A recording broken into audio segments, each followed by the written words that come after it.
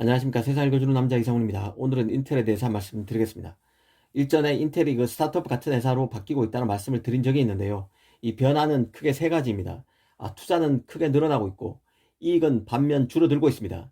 그리고 사람도 크게 바뀌고 있다는 게 변화의 요체, 핵심입니다. 인텔의 펩 겔싱어 CEO도 인베스터 데이 행사를 통해서 이를 인정했습니다. 인텔이 앞으로 3년간 계속 마진이 줄어들 것이라고 말입니다. 거함 인텔의 수장으로서 당분간 인텔이 인내해야 하는 구간에 접어들고 있음을 인정한 것입니다. 이 겔싱어는 지난해 58%였던 총 마진이 올해인 2022년에는 52%로 떨어질 것이라고 말했습니다. 또 2023년, 2024년에는 마진이 51에서 53%를 기록하다가 2025년은 돼야 54% 이상으로 올라갈 것으로 봤습니다. 앞으로 3년이 지나야 투자 성과가 본 궤도에 올라 마진이 회복될 수 있을 것이라고 말한 것입니다. 이 돈 먹는 하마 같은 사업이 될 수밖에 없는 파운드리 사업 재진출, 그리고 아직 성공 여부가 무척이나 유동적인 미세 공정 개발 등등을 고려할 때 앞으로 2, 3년은 인텔의 매우 힘든 시기가 될 것임을 밝힌 것으로 볼 수 있습니다. 인텔의 CFO, 최고 재무 책임자인 데이비드 진스너도 이 사업 확장을 위해서 더 많은 외부 자본은 물론 정부 보조금을 적극 활용하겠다는 의사를 밝혔습니다. 최근 그 인텔의 투자 발표를 보면 무척이나 많다는 것을 알 수 있는데요. 인텔은 애리조나와 뉴멕시코주에 투자 계획을 일찌감치 밝혔고, 최근에는 오하이오주에도 200억 달러 규모의 칩 공장을 건설하겠다고 했습니다. 여기에 그 이스라엘의 파운드리인 타워 세미컨덕터도 54억 달러를 주고 품에 안았습니다. 특히 겔싱어는 이 타워 세미컨덕터 인수는 유럽에 대한 투자 계획과는 하등의 상관이 없다면서 조만간 유럽에서 펩 건설 계획을 발표하겠다고도 했습니다. 이런 게 다 비용이죠. 중단기적으로 이런 행보는 인텔의 자금 흐름을 네거티브 쪽으로 몰아갈 것이 확실합니다. 이 국내에서는 인텔이 차 반도체 시장에 진출할 것임을 밝혔다고 많이 보도를 했는데요. 사실 이건 당연한 얘기고 수순입니다. 이 파운드리 진출은 조건 반사적으로 자동차 칩 시장 진출을 의미하는 것입니다. 이런 인텔의 의지는 그 타워 세미컨덕터 인수에서도 드러났습니다. 이 타워 세미컨덕터는 45나노에서 250나노 공정으로 반도체를 생산하는 업체입니다.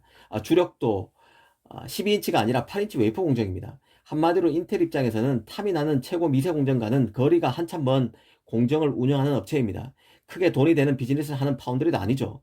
이 타워 세미컨덕터 인수는 당장 그 파운드리 고객 확보와 파운드리 노하우 수혈이 급한 인텔이 선택할 수 있는 옵션으로 볼 수는 있지만 매력적인 카드는 분명 아닙니다.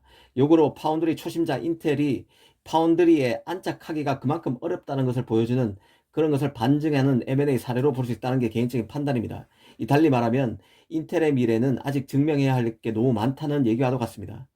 그나마 인텔에 대해서 긍정적으로 볼 부분은 인텔이 점점 규율이 잡혀가고 있는 모습을 보여주고 있다는 점인데요.